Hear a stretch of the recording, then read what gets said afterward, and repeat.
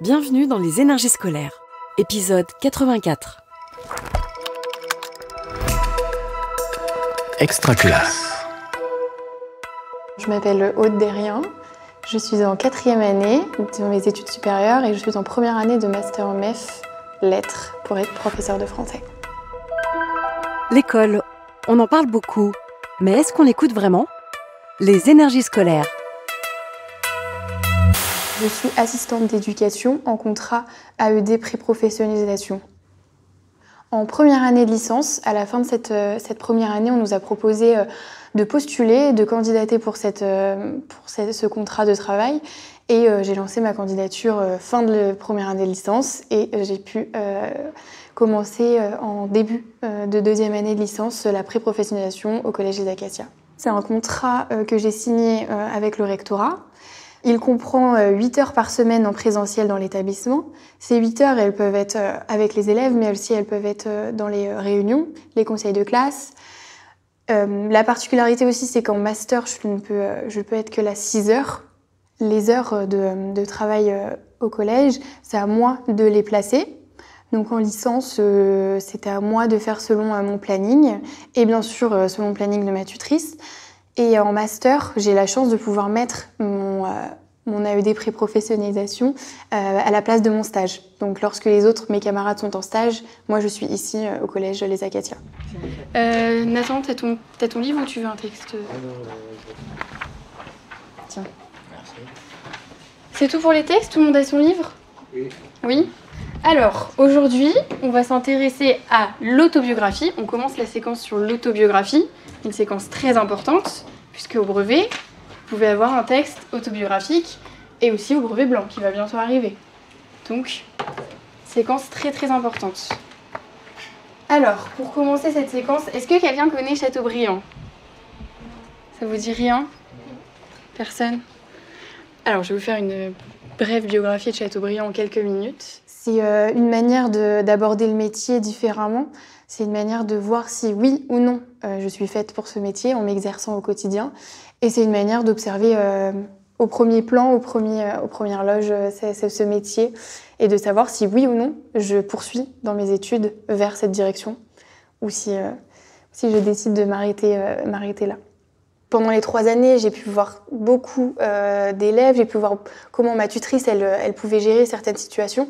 Je m'entraîne aussi dans la discipline, ma tutrice me donne aussi énormément de conseils et finalement je suis armée pour tenir une classe et pour aussi faire des cours puisque je m'entraîne à créer mes séances, je m'entraîne à créer des séquences et je ne suis pas dépassée par le temps puisque ma tutrice elle me laisse le temps, le temps de faire une première ébauche, qu'on la revoit ensemble et après de vraiment la présenter et après on a un échange sur cette présentation. Je vous laisse écrire et bien prendre en note. Écrivez bien en rouge ce qui est en rouge, les nouvelles notions. Peut-être que tu peux commenter les racines grecques parce que ça on n'en a pas parlé tout à l'heure. Vous vous rappelez de ce qu'on avait fait quand je vous avais fait le cours, avec même notamment la formation des mots. On avait parlé de l'étymologie. Ici, l'autobiographie, c'est une étymologie grecque. Là, ici, c'est une étymologie qui est importante parce qu'elle veut vous faire comprendre cette définition, elle peut apporter des informations. Auto, soi-même, être autonome, autodidacte. Vous pouvez aussi vous aider en trouvant des mots avec le même préfixe. Ensuite, graphéine, on reconnaît graphe. Graphe qui pensait à l'écriture. Graphie. Bio, ma vie. T'as une question, Ethan ? Du coup, la biologie, c'est l'étude de la vie. Biologie, c'est l'étude de la vie, exactement. Ce qui m'a attirée dans le métier d'enseignant, c'est le rapport aux enfants. J'aime beaucoup ce rapport aux enfants, cette proximité qu'on peut avoir. Et j'adore me dire qu'un jour, peut-être, j'aurai une influence pour un enfant et j'aurais pu mettre une petite graine dans son parcours scolaire. Voilà, c'est l'implication que je peux avoir auprès des enfants qui m'intéressait le plus.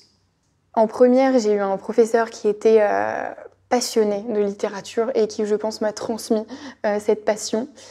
Ce qui est marrant dans mon parcours, c'est que j'avais choisi un bac ES, un bac économique et social. Mais finalement, en première, j'ai découvert la littérature sous une manière incroyable. J'ai adoré mes cours de littérature, mon oral de français, j'ai adoré étudier de cette manière. Et en fait, après ma terminale, finalement, j'avais toujours cette idée, même si je ne faisais plus de français en terminale, j'avais toujours cette idée de poursuivre dans les lettres parce que j'avais adoré. Et c'est comme ça que je me suis lancée en licence de lettres, grâce à ce professeur première. Alors, comment j'envisage mon métier plus tard? Je l'envisage de manière très simple. J'aimerais énormément que les élèves, lorsqu'ils arrivent en classe, ne soient pas sous pression, ne soient pas stressés. J'aimerais vraiment que ça soit un échange, que ça soit les cours de français, ça soit pas pénible, une tâche, ça soit vraiment quelque chose d'intéressant, quelque chose qui les percute, quelque chose qui leur parle.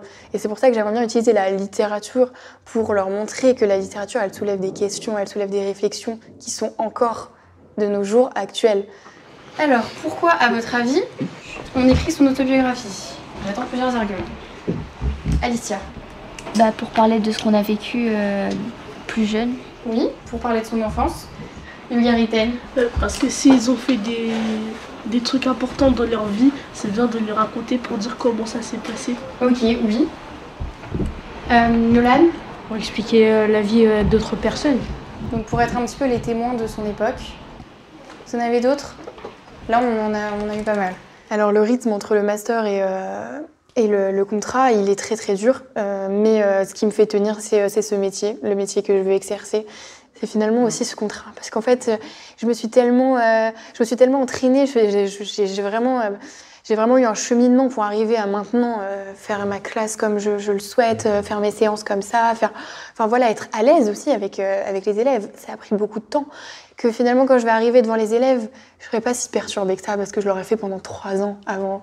Et je trouve que ce contrat-là, il me permet de tenir et il me permet de dire, ok, le chemin, il est dur. Le chemin, il est très, très dur. Mais finalement, l'arrivée, c'est ce que je souhaite. L'arrivée, c'est ce métier et c'est ce que je souhaite faire. Moi, je qualifierais mon expérience ici d'incroyable. J'ai tout aimé, j'ai tout aimé. Mon rapport avec les autres enseignants, puisque j'ai eu beaucoup d'enseignants qui ont accepté que je vienne assister à leurs cours. Donc ça, j'ai adoré. La direction aussi, elle me considère comme un adulte auprès des enfants. Je suis vraiment un adulte, une enseignante même. Et ça me permet vraiment d'avoir de la légitimité auprès des enfants lorsque je leur fais cours. Et dans les couloirs, on sait que je suis une enseignante. Mais moi aussi, je commence à me dire que je suis enseignante grâce à eux. Vous venez d'écouter un épisode des Énergies scolaires. Si ça s'est bien passé, n'hésitez pas à laisser un avis sur votre plateforme d'écoute. À bientôt sur Extra Classe. Une production Réseau Canopé 2023. Extra Classe.